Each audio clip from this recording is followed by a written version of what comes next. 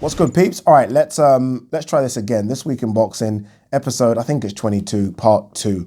I say let's try this again because I've already done this. I actually filmed this yesterday. You guys know the videos normally go up on Sunday evening, and when I finished filming, I realized that I didn't plug my mic in, and when I listened to it back, the sound quality was just shit. And I thought, you know what? Nah, let's try it again. So here we are, Monday afternoon, giving this another crack. Fingers crossed, sorry, that this one comes out fine. Before we start, massive shout out and a big thank you to Boxing Science, who sent me this pretty cool t-shirt. I like this a lot. I do like it. I don't know if you guys can tell, but it's that kind of stretchy material. So I can't wait to give this a little run out in the gym. They also sent me these mini loop bands, like loads of them. And they all have sort of different weight on them. So extra heavy. I guess if you really want to sort of pull your muscles. Heavy. It's like basically gave me everything. Medium, light. And these are important for me because I go gym and I really stretch out before I start as I'm getting a lot older now. So thank you, Boxing Science. If you guys don't know anything about Boxing Science, make sure you check them out on Instagram or YouTube. They take strength and conditioning, not just for boxers, but in particular boxers, to another level. I mean, another level of performance. So make sure you check them out. I'm planning to go and visit their gym next week to have a little sit down and discussion about what they do for boxers. Because I think strength and condition now is a massive thing when it comes to boxing. And these guys obviously are the go-to guys. So thank you so much for that t-shirt. I do love a free t-shirt. I can't lie to you. I fucking do. I can't wait to start my own. I can't wait. I'm meeting a girl on Wednesday to discuss a logo, a nice logo, not just my name embezzled across the t-shirt, but a nice logo to kind of start my own tees and hoodies, right? Can't do better than do your own tees and hoodies. All right, let's talk some boxing and let's do some boxing results. Let's go to Manchester first for some of the results. So that was a card headlined by Jonah Carroll versus Scott Quigg. They were actually supposed to fight on the undercard of Ruiz versus Joshua. I don't know who got injured and I don't know why the fight was postponed, but they did get it on Saturday night. Jonah Carroll got the TKO. Tal came in the 11th. To be honest, it could have come in a couple of rounds sooner than that. You know what? I actually thought Jonah Carroll was going to win the fight, but I didn't expect it to be as one-sided and as easy as that. Right, and it got one-sided and easy very, very quick. Scott Quigg is lucky that Jonah Carroll doesn't have much pop on his punches because this fight could have been over sort of rounds 5 or 6. It really could have. For Jonah Carroll, he goes on, right? It'll be good to see what MTK Global and Eddie Hearn can do with him. He's a bit of a character, can box as well. For Scott Quigg, obviously this is the end of Scott Quigg now. It's been a good career, right? In fact, let me take that back. It's been a solid career, right? A very solid career. He reminds me of a boxer that has literally given everything he could, right? He gave 100% of his talent, he gave it. You know, we always talk about boxers nowadays, and I think people keep talking about Adrian Broner like he's the only one, but let's talk about Adrian Broner, for example, as a boxer that we as fans think hasn't given it his all, right? Doesn't live the life, doesn't really take training serious, and then expects to go in the ring and kind of get results. And that's why it's not happened for Broner. Scott Quigg is the complete opposite of that. You look at Scott Quigg and you think this guy has given every ounce he can to the sport. Former world champion, whether that be a regular belt, former world champion, had great fights against Oscar Valdez and Carl Frampton. It's a shame that he came up short in those. And that's the thin line, right? He wins one of those, he goes to another level. You lose and you kind of stay. But great career, went off to America, trained with Freddie Roach, made some money, fought in front of a sold-out arena, obviously when he fought Carl Frampton at the MEN Arena. So look, you know what? Great career, great servant to the sport, as they say. The only obviously thing for him is that he's going out on a loss. I know no boxer likes to go out on a loss. I remember Anthony Crawley when he fought Loma, he had to have another fight just so that feeling of going out on a win. So I do wonder, I don't know how old Scott Quigg is, but I do wonder, I know he's talked about, or he says that is it, it's done, but I do wonder if he's going to get the itch to just go out on a win, I don't know, maybe 6 or 7 months later. But for now, great career, fantastic. Also on that card was Hughie Fury. He stopped Pavel Sauer, is it Sauer or Sewer, in the third. It's funny because they were supposed to get it on as well a couple of months ago, but Hughie Fury pulled out. They were supposed to fight on a card in Monaco or Monte Carlo. Good win for Fury. He now will be on the Chisora Usyk undercard. I don't know fighting who. That's going to be a good question, right? Who is he going to fight? His dad and himself have already come out and said things like, we're ready for anyone now. And I'm like, calm down. You beat Pavel Sauer. Like, relax. I mean, this always seems to happen with Hughie Fury. He loses against a top 10 guy, right? All the guys he's lost to a top 10, Povetkin, Pulev, and Joseph Parker. He fights a nobody, no disrespect, a nobody, and then all of a sudden he expects to like go back straight up there. It doesn't happen. They've got to start from scratch now and start matchmaking him properly.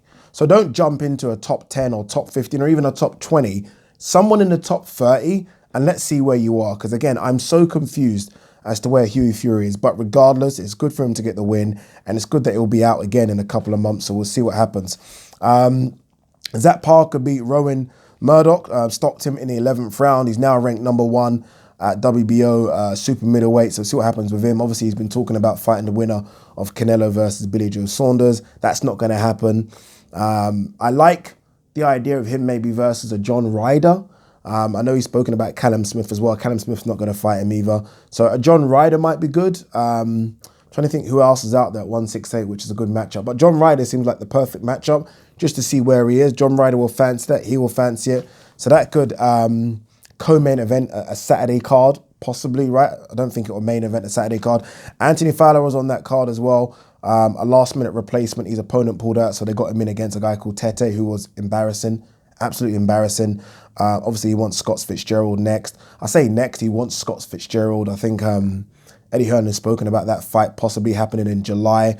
I like that fight. Those two, right? They don't get on. It's a good little clash. Obviously, Anthony Fowler's now with Shane McGuigan, left Dave Coldwell. We didn't get to see anything in this fight, but fingers crossed in his next fight we get to see if anything has changed in terms of his performance.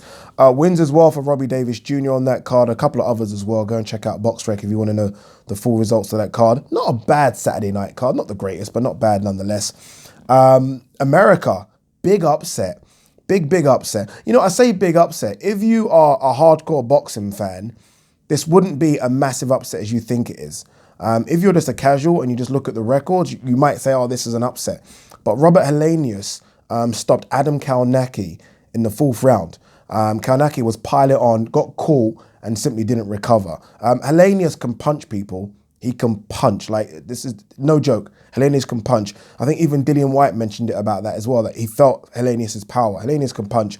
So that's, I guess that is an upset, right? Kalnacki was unbeaten, 20-0. There was talks about Kalnacki winning this and then fighting Andy Ruiz Jr. Remember, Kalnacki was the guy also linked to fighting Anthony Joshua, and Jarrell Miller pulled out. Was in front of a massive Polish audience and they all just were stunned. Kalnacki, again, a guy considered in and around that top 10, top 15, so it's a bit of an upset. Not the best of times for PBC fighters at the moment. Obviously, Deontay Wilder losing, Andy Ruiz Jr. losing, Kalnacki losing as well, so not great for American boxing right now, but he'll come again. He needs to lose weight. He just looks like he's not in shape as far as I'm concerned. I know you don't have to look body beautiful, but come in shape. That's all I asked for. Tick that box. Didn't come in shape, got stopped. Also on that card, Frank Sanchez beat Joey Daweko. People might remember Daweko was the guy that was rumored to have put Anthony Joshua down. He lost to Frank Sanchez by unanimous decision. Sanchez is another prospect. I say prospect. He looks about 50, but he's supposedly 25. We'll see what happens with him. Efe Jagba came back as well. I say come back. He didn't come back. He didn't lose his last fight, but he got put down in his last fight. He beat Razvan Kojanu in the 9th. Kojanu actually fought Daniel Dubois 4 or 5 fights ago. So they need to know what they're doing with a Jagba. Like, is he a prospect now? Or is he someone that is going to be fighting for sort of medium titles, like internationals and regular belts in the next sort of year or so? If so, they need to go now. They need to go now. I don't know. I think they're scared that he's not what they thought he was. I still think he's got things to learn, but we know he's got power. He can box. Push him. All right, that's it in terms of fights. Obviously, there are more fights. Go and check on BoxRec if you want to know the full results. This week in boxing is all about fights being announced. So many fights were announced in the last sort of 7 or 8 days. The big one, obviously, is Joshua versus Pulev. That was announced. That will go down June 20th at Tottenham Hotspur's new stadium. I do like that stadium. I wait to see what the undercard is going to be like. It's strange. I did a poll recently saying what fights were you interested in. I said Dillian White versus Povetkin, Chisora versus Usyk, Wilder Fury 3 or Joshua Pulev. Joshua Pulev came last. So people aren't interested in this fight, which is a shame. I think it's going to be a good matchup. What Joshua will we see? Will we see the defensive-minded Joshua that we saw against Andy Ruiz? Or will we see a Joshua that's going to come out there and be more destructive, put on a bit more weight, be over that 17 stone and go toe-to-toe with Pulev? I think we'll see a bit more of the latter. I think Joshua will change his style now depending upon his opponent. And I think Pulev just makes sense. Pulev has slow hands, slow feet. Yes, he's powerful. Yes, he's got a good jab. But Joshua should be able to get rid of Pulev. I'm thinking sort of 8-9. That's what I'm hoping. And then let's, fingers crossed, move on to an undisputed fight or maybe even a fight against Usyk in the autumn. But we'll see. Other fights that are announced, Dillian Whyte versus Povetkin is announced. The media accreditation email just came through. I'm going to apply for that because I can't wait to go and see this fight. I can't wait for this fight. I know people are saying Povetkin's 40. I don't care. Povetkin can still fight, guys. That's a good fight. Another fight that's been announced for that is Katie Taylor versus Amanda Serrano. People are saying, and it'll be good to hear what you guys think, that this fight should be the main event. You got Serrano, who's a 7-weight world champion, against Katie Taylor, I think it's a 2 or 3-weight world champion. Two ladies, unbeaten. If you really want to push female boxing, they're saying this should be the main. I don't know.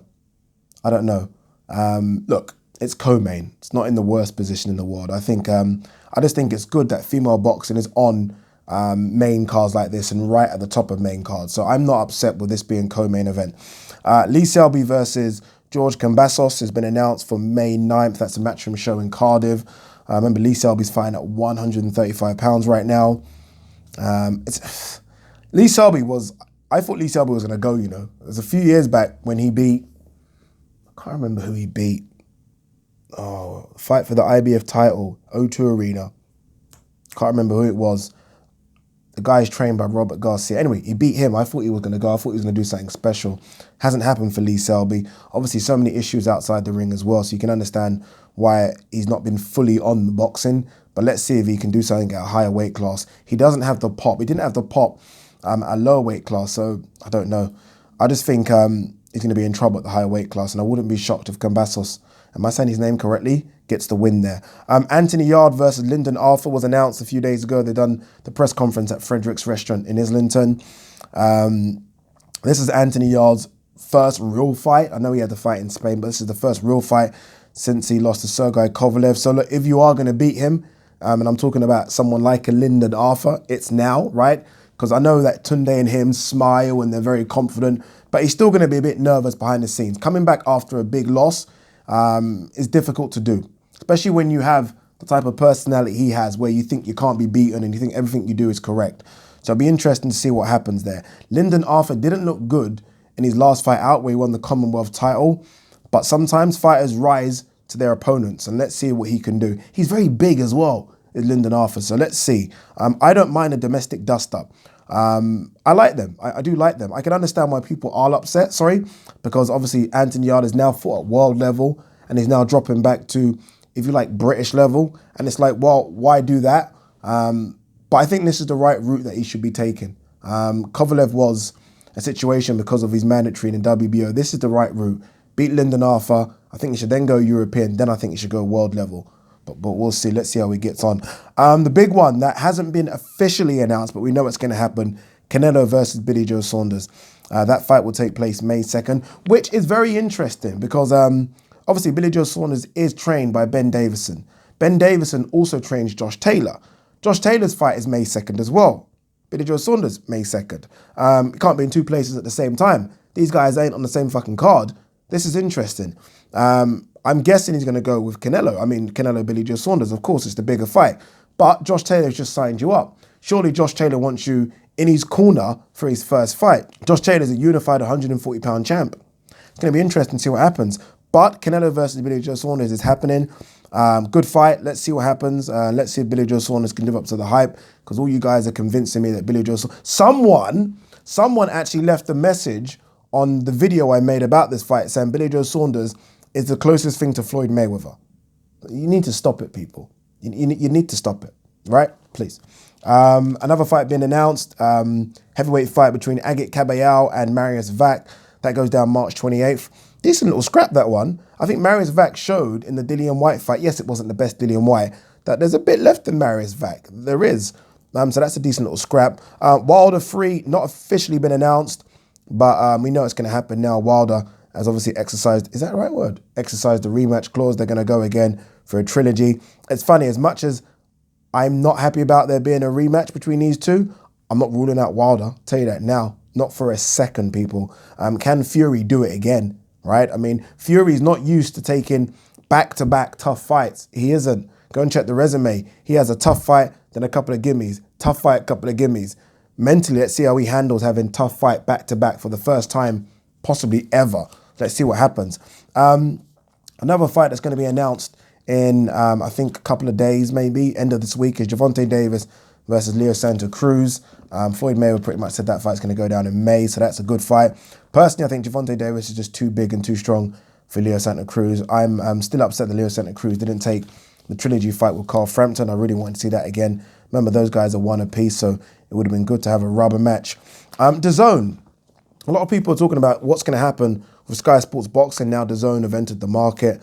I don't know. What we do know is that DAZN's VP, whose name has skipped me, has said that they're going to come in and the price is going to be $4.99 a month.